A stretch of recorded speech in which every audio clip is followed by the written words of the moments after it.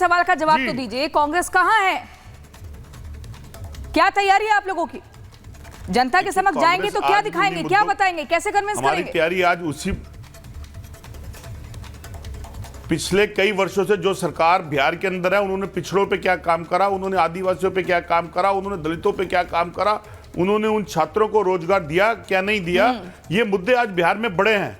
और उन्हीं मुद्दों की दर से बचते हुए जातिवाद के समीकरण के ऊपर जहां भाजपा और जेडीयू घुमाना चाहती है, बिहार की जनता घूमने वाली नहीं है। बिहार की जनता घूमने वाली नहीं है। कुंतल कृष्ण जी, इस तरीके के आरोप कांग्रेस लगा रही है। वो कह रही है हम जाएंगे बिहार की जनता के समक्ष और बताएंगे कि उन्हें बरगलाया नहीं जा सकता। लेकिन ये भी कहा जा रहा है कि आपने अपनी सहयोगी पार्टी को एकदम शॉर्ट नोटिस पर जानकारी दी कि उनके जो बाकी मंत्री हैं वो आज शपथ में आ ही नहीं पाए। कैसे आरोप लग रहे हैं?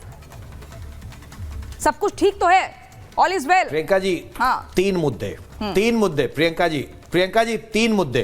पहला मुद्दा, एक पुरानी कहावत है, एक गीत भी है कि मेरे अंगने में तुम्हारा क्या काम है।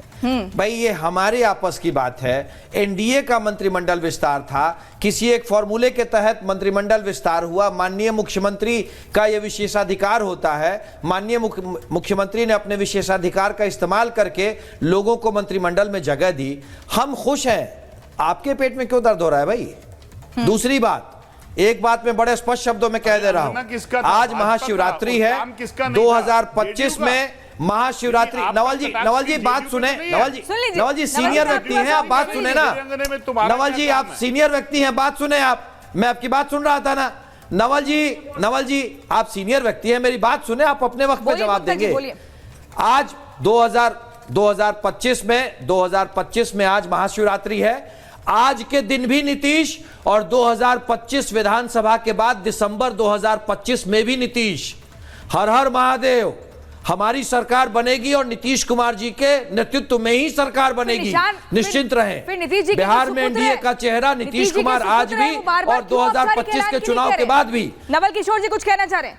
नवल किशोर जी उन्होंने क्लियर कर दिया बीजेपी ने कि टेंशन मत लीजिए, अभी भी नीतीश कुमार है, दिसंबर में भी नीतीश कुमार रहेंगे। प्रियंका जी वक्त आने दीजिए, औपचारिक ऐलान भी कर देंगे। देखिए आप सुन लीजिए, पहले सुन लीजिए।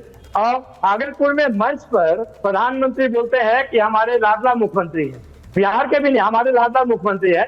और जदयू में इतनी परेशानी होती है, उनके नेता बोलने का हिम्मत नहीं था, तो उनके बेटे से बुलवाते हैं कि भाई आने वाले चुनाव में मुख्यमंत्री का चेहरा घोषित करें नीतीश कुमार जी को। ये डर तो उनको सत्ता है ना कि महाराष्ट्र का क्यों होने वाला है, ये बिहार का शिंदेकरण होने वाला है, ये डर जदयू को सता रही है। हम जनता में जाएंगे, शान से जाएंगे। 17 महीने में जो काम किया है, आपके 17 साल से ज्यादा किया है। लेकिन आरजेडी मालूम है, हर मीडिया नवल किशोर जी, प्रोफेसर नवल किशोर जी, जो भ्रष्टाचार के बड़े बड़े आरोप लग रहे हैं उसको कैसे धोइएगा? कौन सी वॉशिंग मशीन में धो लिएगा उसको? कौन सा आरोप? ये जो दंगा राज वाले हैं, ये जो बुलडोजर राज वाले हैं, यूपी बिहार में जाते हैं वोट मांगने के लिए, जंगल राज की याद दिलाते हैं। वो जंगल राज वाकई में पिछड़ों का राज था। ये जो जाति वर्चस्व वाले लोग हैं, उनको लगता है कि पिछड़ा आगे बढ़ेगा तो जंगल राज आ जाएगा। यही डर अनुप्रिया जी कुछ कहना चाह रहे हैं? अनुप्रिया जी कंप्लीट करिए। प्रियंका जी बोलिए, जल्दी करिए, 10 सेकंड में। नवल किशोर जी 10 सेकंड। पिछड़ों की चिंता होती, जातीय जनगणना जो बिहार में पहला राज्य है जो कराया, वो प्रधानमंत्री नहीं चाहने के बावजूद करवाया, उसके हिसाब से 65% जो आरक्षण दिया, आज भी उस पर चाहे तो 9वीं अनुसूची में डालकर उसको रखा जा सकता है। ये नहीं करेगी क्योंकि जो 3.5 लाख नौकरी प्रक्रियाधीन है उसमें 50,000। अनुप्रिया जी क्या कहना चाह रही है? अनुप्रिया जी काउंटर करना चाह रही है आपको? ये हास्यास्पद है प्रियंका जी। आरजेडी की अपनी डफली अपनी राग, इनको लाडला समझ में नहीं आ रहा है कि लाडला मतलब कि जो प्रिय है, जो बिहार की जनता को प्रिय है, आदरणीय प्रधानमंत्री मोदी जी को प्रिय। दूसरा बात, उन्होंने कहा कि बिहार की जनता के पास जाएंगे, हम गर्व से जाएंगे। अरे नवल किशोर जी, लाडला शब्द से आपको दिक्कत क्यों हो रही है? चेहरा छुपा के जाइएगा नवल जी।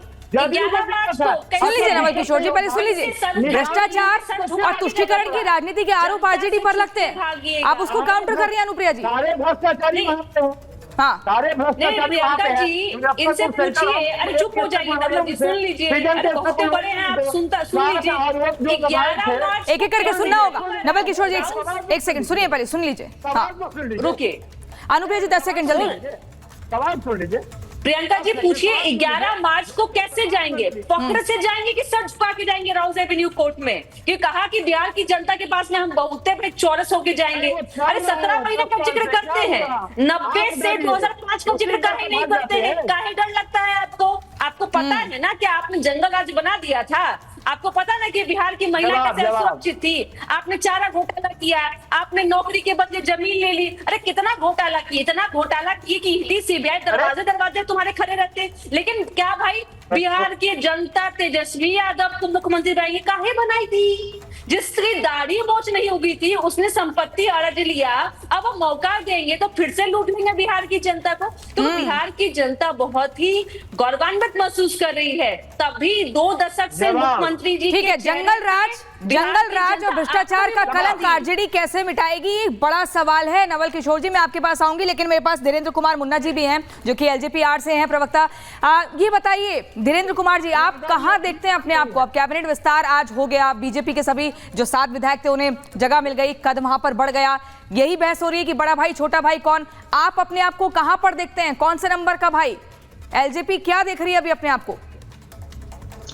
देखिए, एलजेपी एनडीए से अलग नहीं है। हाँ, और एनडीए में 5 दलों का बिहार में जो गठबंधन है वह सभी लोग अपने अपने काम के आधार पर बढ़े।